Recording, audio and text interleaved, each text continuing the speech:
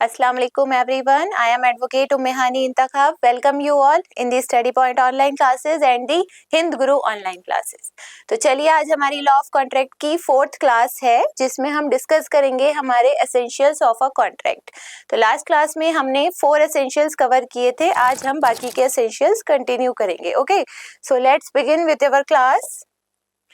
तो ये सारे एसेंशियल्स थे जो मैंने आपको लास्ट क्लास में एक्सप्लेन कर दिए थे। तो वन बाय वन हम ये डिस्कस करेंगे। तो कितने एसेंशियल्स हमने कवर किए थे? We have covered lawful offer and acceptance in the last class. We have also covered the intention to create legal relationship. Also we have covered law consideration. Okay, तो ये 3 essentials मैंने आपको last class में explain कर दिए थे बहुत detail में। आज हम कवर करेंगे हमारे डी से लेकर आई तक सारे essentials, that is capacity of parties, free consent, lawful object, oral writing and registration, certainty and the possibility of performance. Okay, तो चलिए स्टार्ट करते हैं with our next essential, that is capacity of parties. Okay, तो capacity of parties का मतलब क्या होता है? Capacity of parties means those parties which are capable to enter into a contract. जो competent है, जो capable है, जो enter हो सकते हैं contract में, वो parties हम discuss करेंगे वो कौन सी parties होती हैं और कौन सी parties capable नहीं है कोई भी contract में enter होने के लिए, ये अब हम इसमें डिस्कस करेंगे। ओके, तो ये समझाने से पहले मैं आपसे एक क्वेश्चन करूंगी। कोई भी इंसान अगर वो कॉन्ट्रैक्ट करना चाहता है तो फर्स्ट एसेंशियल उसका क्या होना चाहिए? क्या कोई माइनर पर्सन कॉन्ट्रैक्ट कर सकता है? 18 साल से नीचे का कोई भी बच्चा कोई कॉन्ट्रैक्ट कर सकता है? No, they can not do any contract because सबसे पहला एसेंशियल हमारा ये है कि कॉम्पिटेंट पार्टीज में a person should be a major person. हमेशा मेजर पर्सन ही कॉन्ट्रैक्ट करेगा, माइनर पर्सन कॉन्ट्रैक्ट नहीं करेगा, वो एक वैलिड कॉन्ट्रैक्ट नहीं माना जाएगा। अगर कोई माइनर है और उससे आप कॉन्ट्रैक्ट करवा लेते हैं, उसके साथ आप कॉन्ट्रैक्ट कर लेते हैं, तो आपका कॉन्ट्रैक्ट एक वैलिड कॉन्ट्रैक्ट नहीं है, it is null and void. Okay, तो 18 साल से ऊपर होने चाहिए। Okay, a person should be 18 plus to enter into a contract. तो कॉम्पिटेंट पार्टीज में सबसे पहला और इम्पॉर्टेंट एसेंशियल है that person should be a major person to enter into a contract. Okay, so capacity of parties refers to each party who is entering into a contract. वो सारी parties जो contract में enter हो रही हैं वो capable होनी चाहिए। Each is required by law to have the mental and intellectual capacity to understand the terms of the contract and to make the decision to enter into a contract. तो पहला essential तो है कि parties major होनी चाहिए, मतलब 18 plus होनी चाहिए। और सेकेंड एसेंशियल है हमारा साउंड माइंड। साउंड माइंड का मतलब होता है वो पर्सन जिसकी मेंटली कैपेसिटी बिल्कुल ठीक है, इंटेलेक्चुअल कैपेसिटी समझने की कॉन्ट्रैक्ट के टर्म्स एंड कंडीशंस वो एकदम करेक्ट है, एकदम ठीक है। अगर किसी पर्सन की मेंटल कैपेसिटी ठीक नहीं है, मतलब कोई पर्सन अनसाउंड माइंड का है या कोई पागल इंसान है या किसी की मेंटल कैपेसिटी इतनी नहीं है कि वो कॉन्ट्रैक्ट को समझ सके, उसके टर्म्स एंड कंडीशंस को वो समझ सके, तो ऐसे पर्सन कॉन्ट्रैक्ट नहीं कर सकते।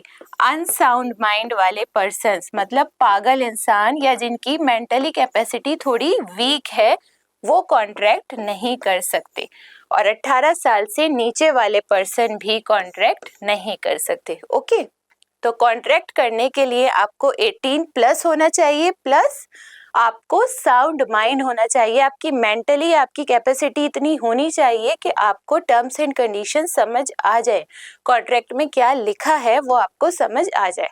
ऑलराइट, अब फॉर एग्जाम्पल एक पर्सन है, एक बच्चा है जिसकी एज है 17 ईयर्स। ओके, अब वो एक कॉन्ट्रैक्ट करता है एक शॉपकीपर से। क्या कॉन्ट्रैक्ट करता है?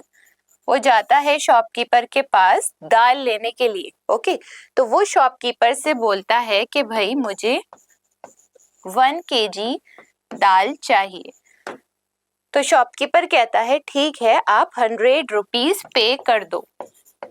ओके, तो जो ये 17 इयर्स का बच्चा है, इसने क्या दी है? इसने ऑफर दी है शॉपकीपर को कि मुझे दाल चाहिए 1 kg, और शॉपकीपर ने उसकी ये ऑफर एक्सेप्ट की है कि ठीक है भाई, तुम मुझे 100 रुपीज पे कर दो। ऑलराइट, तो ऑफर हुई प्लस एक्सेप्टेंस हुई। फर्स्ट एसेंशियल हमारा कंप्लीट हो चुका है, ऑफर प्लस एक्सेप्टेंस एग्रीमेंट बन चुका है यहाँ पर। अब ऑफर प्लस एक्सेप्टेंस एग्रीमेंट तो बन चुका है, सेकेंड एसेंशियल हमारा क्या होता है कॉन्ट्रैक्ट बनाने के लिए? Consideration for both the parties. दोनों पार्टीज को एक्सचेंज ऑफर में कुछ ना कुछ मिलना चाहिए। तो यहाँ इस बच्चे को क्या मिल रहा है? 17 इयर्स के बच्चे को, इसको मिल रही है दाल, और इसको शॉपकीपर को दाल के बदले क्या मिल रहे हैं? 100 रुपीज। ऑलराइट, तो दोनों को एक्सचेंज ऑफर में कुछ ना कुछ मिल रहा है, तो कंसिडरेशन वाली कंडीशन भी हमारी फुलफिल हो चुकी है। थर्ड होती है हमारी intention to create a legal relationship. अब ये हो भी सकता है और नहीं भी, मतलब अगर इसने बच्चे ने इसको 100 रुपए दे दिया और इसने फिर भी इसको दाल नहीं दी, तो फिर इनके दिमाग में ये चीज होनी चाहिए कि अगर ऐसा नहीं हुआ तो मैं intention to create a legal relationship मेरे दिमाग में है।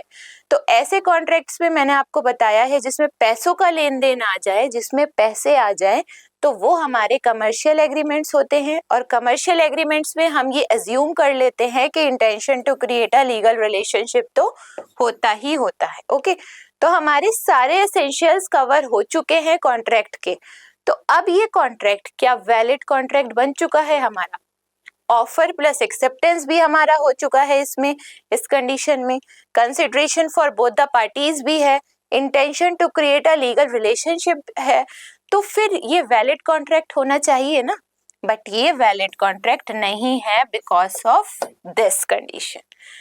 ये जो ऑफर और एक्सेप्टेंस हुई, यहीं पर आपका ये कॉन्ट्रैक्ट वॉइड कॉन्ट्रैक्ट माना जाएगा, ये वैलिड कॉन्ट्रैक्ट नहीं है। क्योंकि यहाँ ऑफर तो हुई है, एक्सेप्टेंस भी हुई है, consideration for both the parties भी है, इंटेंशन भी है, पर ये कॉन्ट्रैक्ट कर कौन रहा है? पार्टीज क्या है?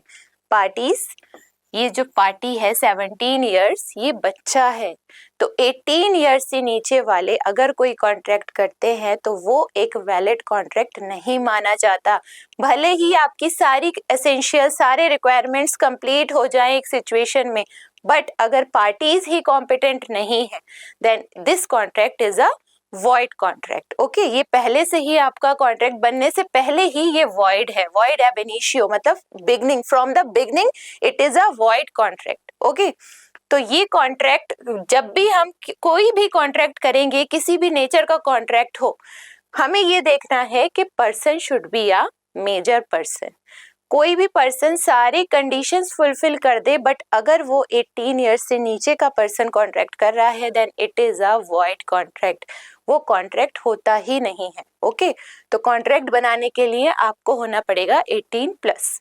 ऑलराइट, सेकंड होता है हमारा साउंड माइंड। मतलब अगर किसी की मेंटली कैपेसिटी ठीक नहीं है, सोचने समझने की कैपेसिटी ठीक नहीं है, मेंटली प्रिपेयर नहीं है, उसको टर्म्स एंड कंडीशन समझ नहीं आते, कोई भी पागल इंसान हो वो कॉन्ट्रैक्ट नहीं कर सकता। दूसरी चीज, अगर पागल नहीं भी है पर अगर वो नशा करता है, वो नशे की हालत में है, और नशे की हालत में आप किसी से सिग्नेचर करवा लेते हो किसी कॉन्ट्रैक्ट में, then it is a void contract. वो एक वैलिड कॉन्ट्रैक्ट नहीं है, क्योंकि जिस टाइम पर आपने उससे सिग्नेचर कराए हैं उस टाइम पर वो नशे की हालत में था और उसकी मेंटली कैपेसिटी इतनी नहीं थी कि उसको समझ आए कि कॉन्ट्रैक्ट में क्या लिखा है। तो ये कॉन्ट्रैक्ट आपके वॉइड कॉन्ट्रैक्ट माने जाते हैं, ये वैलिड कॉन्ट्रैक्ट्स नहीं होते। अगर पर्सन अनसाउंड माइंड है या किसी की मेंटली कैपेसिटी, इंटेलेक्चुअल कैपेसिटी इतनी नहीं है कि उसको टर्म्स एंड कंडीशन समझ आए। Alright, therefore people such as minors, those of reduced mental acuity मतलब आपकी mentally capacity इतनी नहीं है, and people under the influence of drugs, किसी ने ड्रग्स या अल्कोहल ले रखा है, तो they would not legally meet the capacity required to enter into an insurance contract. Okay, तो ऐसे पर्सन जो माइनर्स हैं या जिनकी मेंटली कैपेसिटी इतनी नहीं है या किसी ने ड्रग्स या अल्कोहल ले रखे हैं, तो ऐसे पर्सन्स वैलिड कॉन्ट्रैक्ट नहीं बना सकते। अगर ऐसे पर्सन्स को आप किसी कॉन्ट्रैक्ट में डालोगे देन वो कॉन्ट्रैक्ट आपका पहले से ही वॉइड हो जाएगा। ऑलराइट, तो यही है हमारा कैपेसिटी ऑफ पार्टीज कि हमारी जो पार्टीज हैं वो कॉम्पिटेंट होनी चाहिए, मतलब कैपेबल होनी चाहिए to enter into a contract. कोई भी कॉन्ट्रैक्ट बनने के लिए ये पार्टीज कैपेबल होनी चाहिए to enter into a contract. Alright, तो ये एसेंशियल था। नेक्स्ट है हमारा फ्री कंसेंट। फ्री कंसेंट हमारा एक ऐसा एसेंशियल है जो सबसे इजी एसेंशियल है सारे एसेंशियल्स में। ऑलराइट, फ्री कंसेंट बहुत इजीली समझ आ जाता है सबको। कंसेंट का मतलब होता है यस बोलना या फिर हामी भरना, हाँ बोलना। ओके, और ये कैसा होना चाहिए? ये होना चाहिए फ्री।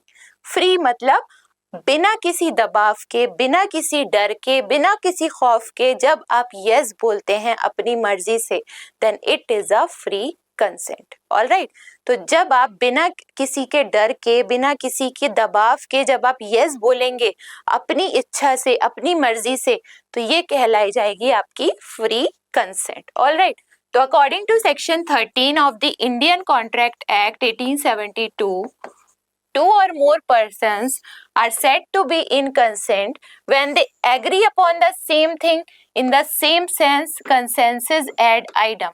कंसेंसस एड आइडम मैं आपको लास्ट क्लास में बता चुकी हूँ। क्या मतलब होता है इसका? मीटिंग ऑफ टू माइंड्स, दोनों के दिमाग में जब सेम चीज चल रही होती है, it is called a consensus ad idem. तो कंसेंसस एड आइडम का फ्री कंसेंट में क्या मतलब है? फ्री कंसेंट में इसका मतलब ये होता है जैसा मैंने बोला ठीक वैसा ही आपने उसको समझ लिया। मतलब मैंने कोई भी बात बोली, आपने एज इट इज उसको समझ ली, मुझे कुछ समझाना नहीं पड़ा आपको, आपने एज इट इज उसको ऐसे ही समझ लिया। तो ये होता है कंसेंसस एड आइडम। मतलब जैसा मैंने बोला वैसा आपने समझा और समझकर आपने बोला yes I am ready to enter into a contract. तो ये होता है आपका फ्री कंसेंट। जब आप बिना किसी के डर के, खौफ के जब आप यस बोलते हैं, जैसा मैंने आपको बोला उसी बात के लिए आप कहते हैं कि yes I am ready to enter into a contract, so it is a free consent. Alright, ये होता है हमारा फ्री कंसेंट। अब consent is said to be free when it is not caused by coercion और undue influence और fraud और misrepresentation और mistake. अब कंसेंट हमारी फ्री कंसेंट तभी मानी जाएगी जब उसमें कोई कोercion नहीं होगा, फ्रॉड नहीं होगा, अनड्यू इन्फ्लुएंस नहीं होगा, मिसरिप्रेजेंटेशन नहीं होगा और मिस्टेक नहीं होगी। मतलब हमारी जो फ्री कंसेंट है उसमें क्या क्या चीजें इंक्लूड नहीं होंगी, नॉट इंक्लूडेड। फ्री कंसेंट में कौन कौन सी चीजें इंक्लूड नहीं होंगी? So first is coercion, second is undue influence,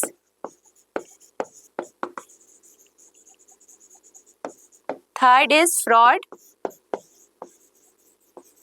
fourth is misrepresentation and the fifth one is mistake. तो फ्री कंसेंट में ये 5 चीजें इंक्लूड नहीं होंगी, नॉट इंक्लूडेड। क्या क्या नहीं होंगी? First is कोercion। कोercion का मतलब होता है दबाव डालना, किसी पर भी कोई भी दबाव डालना, उस पर दबाव डालकर आप जबरदस्ती उससे यस बुलवाते हैं कि यस बोलो। मतलब किसी से गन पॉइंट पर आप यस बुलवाते हैं अगर कि इस बात के लिए तुम एग्री हो जाओ, तो ये कंसेंट आपकी फ्री कंसेंट नहीं मानी जाती। जब आप किसी को डरा कर, धमका कर उसकी कंसेंट ले रहे हो then it is not a free consent. Alright, second है हमारा फ्रॉड। फ्रॉड का मतलब होता है धोखेबाजी। जब आप किसी के साथ धोखेबाजी करते हो, फ्रॉड करते हो उसके साथ, उसकी कंसेंट लेते हो धोखा करके उसके साथ, तो it is not a free consent, वो भी आपकी फ्री कंसेंट नहीं मानी जाती। तो ये एसेंशियल्स आपके फ्री कंसेंट में इन्वॉल्व नहीं होंगे, कोercion, फ्रॉड और मिस्टेक, मिस्टेक का मतलब होता है कोई भी गलती करना। तो अगर आप किसी से भी कोई गलती हो जाए और गलती से आप अपने कॉन्ट्रैक्ट में कुछ भी गलत सलत कर दो, then it is not a free consent. Alright, next है आपका अनड्यू इन्फ्लुएंस, मतलब किसी को बहकाना या मिसगाइड कर देना, किसी को बहका देना, मिसगाइड कर देना, उसको अपने डिसीजन लेने से आप जब बहका देते हो कि नहीं ऐसे नहीं, ये ठीक है, ये नहीं वो ठीक है, तो जब आप उसको मिसगाइड करते हो, बहकाते हो, तो it is not a free consent, वो भी आपकी फ्री कंसेंट नहीं मानी जाएगी। Next is miss representation. Miss representation का मतलब होता है गलत चीजें बता देना, रिप्रेजेंट कर देना। जब आप गलत चीजें एक्सप्लेन कर देते हो, रिप्रेजेंट कर देते हो, गलत गलत, अब आप कोई कॉन्ट्रैक्ट बनाते हो, उसमें आप अगर टर्म्स एंड कंडीशंस ही सामने वाले को गलत बताओगे, उसको मिस रिप्रेजेंटेशन कर दोगे, then it is not a free consent. उसकी आप जबरदस्ती उसकी कंसेंट ले लोगे, गलत चीजें कर कर, मिसगाइड कर कर या मिस रिप्रेजेंटेशन करके, फ्रॉड करके या कोर्जन के साथ अगर आप सामने वाले की कंसेंट लेना चाहते हो, then it is not a free consent.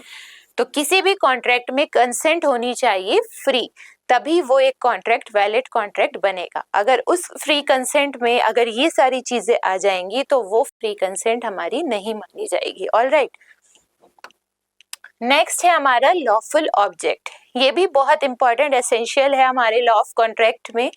Lawful object का मतलब होता है जिस चीज के लिए, जिस ऑब्जेक्ट के लिए आप कॉन्ट्रैक्ट करते हो, वो जो ऑब्जेक्ट है जिसके लिए आपने कॉन्ट्रैक्ट किया, वो ऑब्जेक्ट भी लॉफुल होना चाहिए। मतलब वो ऑब्जेक्ट जो है आपका वो लीगल होना चाहिए।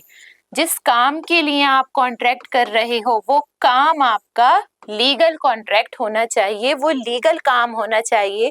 वो जो वर्क है, वो जो कॉन्ट्रैक्ट आपने साइन किया है किसी के साथ, किस काम के लिए किया है, वो काम आपका लीगल हो, इलीगल नहीं। अब फॉर एग्जाम्पल मैं आपको ये ऐसे समझाऊंगी, अगर कोई ड्रग्स का कॉन्ट्रैक्ट करता है then it is a illegal contract. Okay, drugs को बेचने का, सेल करने का कॉन्ट्रैक्ट करना, वो एक इलीगल कॉन्ट्रैक्ट है। तो अगर आप ऐसा कोई कॉन्ट्रैक्ट करते हो then it is a illegal contract, तो वो ऑब्जेक्ट आपका लॉफुल ऑब्जेक्ट नहीं माना जाता, तो वो कॉन्ट्रैक्ट भी आपका इलीगल कॉन्ट्रैक्ट बन जाता है। वो एक लीगल कॉन्ट्रैक्ट, एक वैलिड कॉन्ट्रैक्ट नहीं बनता। ऑलराइट, तो कोई भी कॉन्ट्रैक्ट करने के लिए, जिस काम के लिए आप कॉन्ट्रैक्ट कर रहे हो, वो काम, वो ऑब्जेक्ट होता है, वो होना चाहिए आपका लॉफुल। ऑलराइट, अब कोई मेडिकल ट्रीटमेंट करने के लिए कॉन्ट्रैक्ट करना लीगल है। ऑलराइट, वाटर सप्लाई का कॉन्ट्रैक्ट करना लीगल है, बट ड्रग्स बेचने का कॉन्ट्रैक्ट करना इलीगल है। तो अगर आप ऐसा कोई कॉन्ट्रैक्ट करोगे then it is a unlawful object, वो एक लॉफुल ऑब्जेक्ट नहीं रहता। Alright, so it is one of the principle of contract. The lawful object meaning can be defined as an object or action which is authorized, approved and not prohibited by law.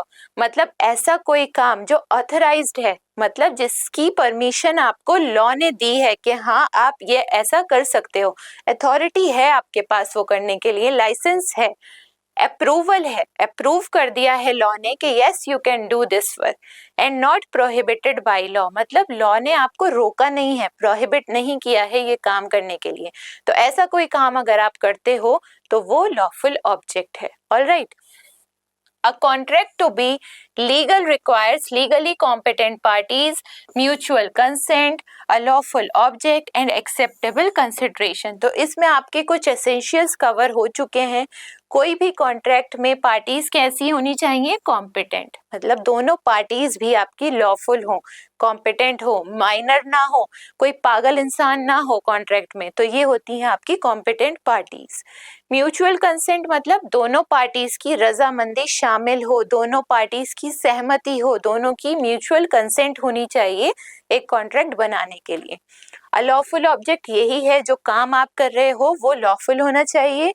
And acceptable consideration, कोई भी consideration अगर है तो वो acceptable होना चाहिए, मतलब दोनों पार्टीज को एक्सचेंज ऑफर में कुछ ना कुछ मिलना चाहिए।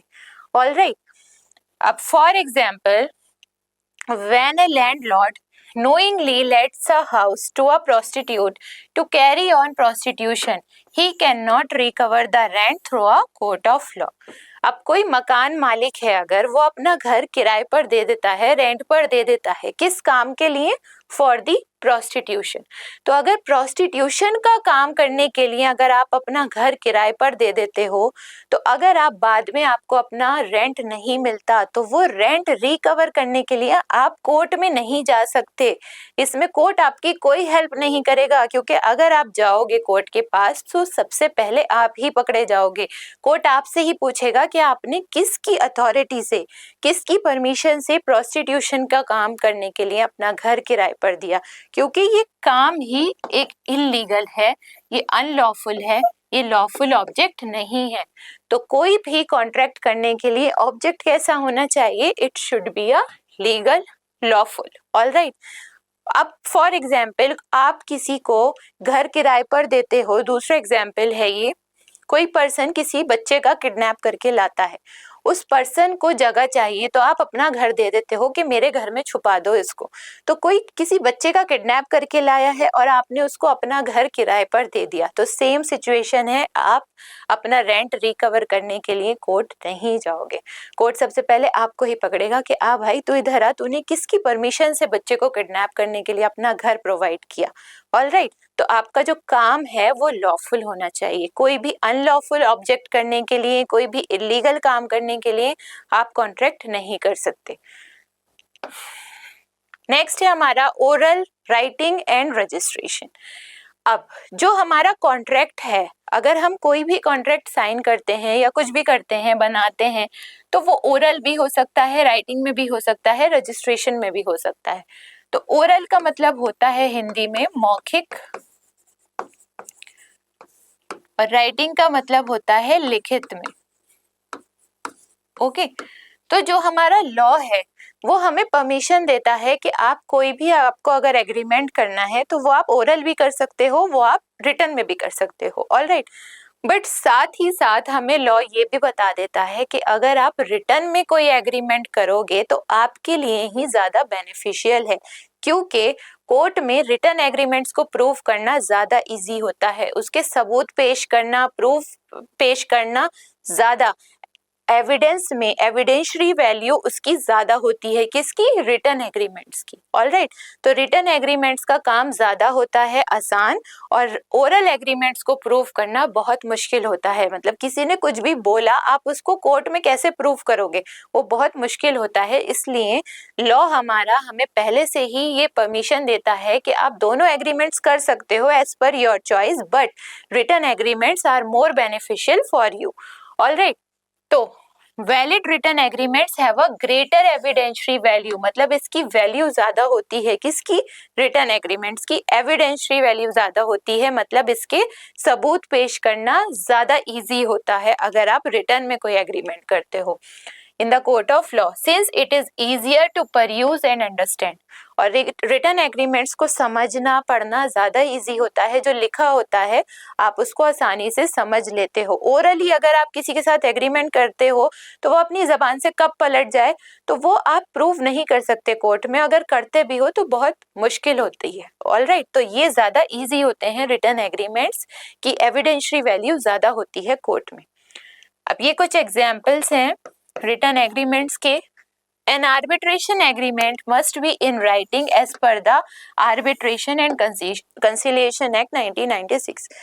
तो एक हमारा एग्रीमेंट होता है आर्बिट्रेशन एग्रीमेंट, हमारे लॉ में एक ये एग्रीमेंट है आर्बिट्रेशन एग्रीमेंट। तो ये एग्रीमेंट्स कंपलसरी हैं कि ये राइटिंग में ही होने चाहिए। क्यों? क्योंकि इनकी वैल्यू ज्यादा होती है। तो आर्बिट्रेशन एग्रीमेंट आपका ओरल नहीं होगा, ये कंपलसरी है कि ये एग्रीमेंट्स आपके रिटन एग्रीमेंट्स ही होने चाहिए, मतलब राइटिंग में ही होने चाहिए। ऑलराइट। नेक्स्ट एग्जाम्पल है हमारा, An agreement for a sale of immovable property must be in writing and registered under the Transfer of Property Act 1882 before they can be legally enforced। अब एक तो आर्बिट्रेशन एग्रीमेंट आपका writing में होना चाहिए, ये कंपलसरी है। नेक्स्ट है हमारा एक कोई भी एग्रीमेंट किसी इमूवेबल प्रॉपर्टी के लिए। अगर आप कोई प्रॉपर्टी सेल करते हो या अपना घर सेल करते हो, कुछ भी प्रॉपर्टी अगर आप सेल करते हो वो इमूवेबल है, मतलब इसको इधर उधर मूव नहीं कर सकते, खिसका नहीं सकते हम अपने घर को या प्रॉपर्टी को, तो ऐसे टाइप के एग्रीमेंट रिटन एग्रीमेंट होने चाहिए। अब बाद में अगर आपकी प्रॉपर्टी में कुछ भी धोखेबाजी हो गई, कुछ भी फ्रॉड हो गया, तो फिर आप कोर्ट में नहीं जा सकते कि मेरा तो ओरल एग्रीमेंट हुआ था। तो यहाँ पर आपका होना चाहिए रिटन एग्रीमेंट, ये कंपलसरी है। तो आर्बिट्रेशन और किसी प्रॉपर्टी को होने वाले उसके सेल के लिए, प्रॉपर्टी को सेल करने के लिए कोई भी एग्रीमेंट, वो रिटन एग्रीमेंट्स होने चाहिए, ये कंपलसरी है, क्योंकि इनको कोर्ट में प्रूफ करना ज्यादा इजी होता है। ऑलराइट, तो यही था हमारा oral writing and registration. Next है हमारा सर्टेनिटी। ये नेक्स्ट एसेंशियल है सर्टेनिटी। सर्टेनिटी का मतलब होता है कुछ भी फिक्स्ड या गारंटी। तो अगर आपके कॉन्ट्रैक्ट में कुछ सर्टेनिटी है, मतलब कुछ फिक्स्ड है, तो आपका कॉन्ट्रैक्ट वैलिड कॉन्ट्रैक्ट है। बट अगर आपके कॉन्ट्रैक्ट में अनसर्टेनिटी है, मतलब कुछ पता ही नहीं है कि लिखा क्या है, कुछ फिक्स्ड ही नहीं है, अनसर्टेनिटी है, तो फिर वो कॉन्ट्रैक्ट आपका वैलिड कॉन्ट्रैक्ट नहीं है, it is a void contract. Okay, तो आपके कॉन्ट्रैक्ट में फिक्स्ड होना चाहिए कि क्या लिखा है, सर्टेनिटी होनी चाहिए, गारंटी होनी चाहिए कि क्या आप सेल क्या करना चाह रहे हैं, आप बेचना क्या करना चाह रहे हैं, आपने कॉन्ट्रैक्ट जो साइन किया है उसमें टर्म्स एंड कंडीशंस सर्टेनिटी के साथ होनी चाहिए, मतलब फिक्स्ड होना चाहिए कि क्या लिखा है, सब कुछ क्लियर टर्म्स में। ऑलराइट, अब इसका मतलब मैं आपको समझाऊंगी एक एग्जाम्पल के थ्रू। सर्टेनिटी के में जो वर्ड्स हैं वो सारे के सारे ऑर्डिनरी और नेचुरल मीनिंग होना चाहिए, मतलब कॉन्ट्रैक्ट में आपने जो लिखा है वो इतने क्लियर वर्ड्स होने चाहिए कि इंसान को समझ आ जाए, उसका मीनिंग एकदम क्लियर होना चाहिए। तो for example, Ajay agrees to sell Vijay a 50 pieces of soap. Ajay ने विजय के साथ एक कॉन्ट्रैक्ट किया to sell 50 pieces of soap. Okay, Ajay ने विजय के साथ ये कॉन्ट्रैक्ट किया to sell 50 pieces of soap. अब ये जो कॉन्ट्रैक्ट है, there is nothing whatever to show that what kind of soap was intended. The agreement is void for uncertainty, that is whether it was bathing soap, toilet soap, cloth और utensils, washing बार और which brand. तो ये जो contract किया है अजय ने विजय के साथ to sell 50 pieces of soap, तो उसके कॉन्ट्रैक्ट में सिर्फ इतना ही लिखा है कि हमें 50 सोप बेचने हैं। अब यहाँ अनसर्टेनिटी है, तो ये एग्रीमेंट्स जो हैं आपके ये वॉइड हैं। क्यों? क्योंकि इस एग्रीमेंट में अनसर्टेनिटी है, मतलब कुछ फिक्स्ड नहीं है, कुछ लिखा नहीं है कि ये जो सोप है वो किस टाइप का सोप है।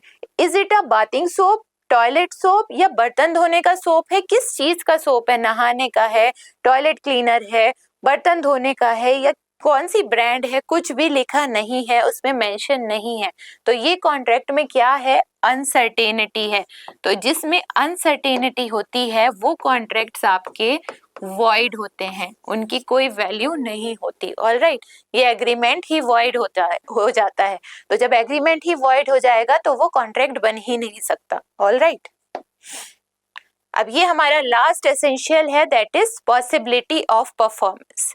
तो पॉसिबिलिटी ऑफ परफॉर्मेंस का मतलब होता है अगर हमें किसी कॉन्ट्रैक्ट में उसकी लीगैलिटी चेक करनी है, किसी भी कॉन्ट्रैक्ट में अगर हमें उसकी लीगैलिटी चेक करनी है तो हमें उसकी पॉसिबिलिटी चेक करनी पड़ेगी, मतलब पॉसिबिलिटी ऑफ परफॉर्मेंस चेक करना पड़ेगा कि वो कॉन्ट्रैक्ट जो है वो परफॉर्म हो भी सकता है या नहीं। उस कॉन्ट्रैक्ट को परफॉर्म करना, उसको परफॉर्म करना मतलब अगर आपने किसी के साथ कॉन्ट्रैक्ट कर लिया है और वो कभी परफॉर्म हो ही नहीं सकता तो वो कॉन्ट्रैक्ट आपका वॉइड कॉन्ट्रैक्ट बन जाएगा। ऑलराइट, तो कॉन्ट्रैक्ट बनाने के लिए वो कॉन्ट्रैक्ट जो आपने बनाया है वो पॉसिबल होना चाहिए कि कभी ना कभी तो ये कंप्लीट होगा। अगर ऐसा नहीं हुआ तो वो कॉन्ट्रैक्ट आपका वॉइड कॉन्ट्रैक्ट माना जाएगा। So possibility of performance means the contract must be possible to complete, वो कॉन्ट्रैक्ट जो है वो पॉसिबल होना चाहिए कि ये कंप्लीट होगा, because legally contracts can not be undertaken to perform an impossible act.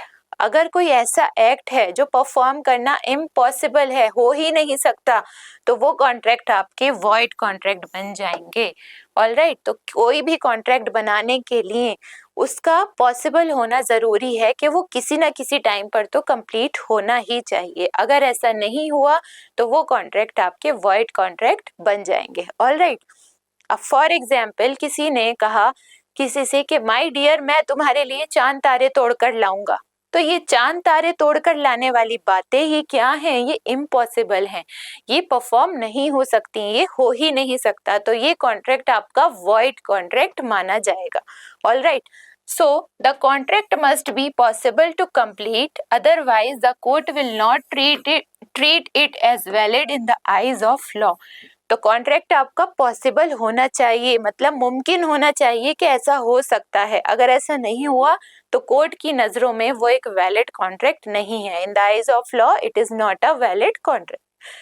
The agreement must be definite and not वेग।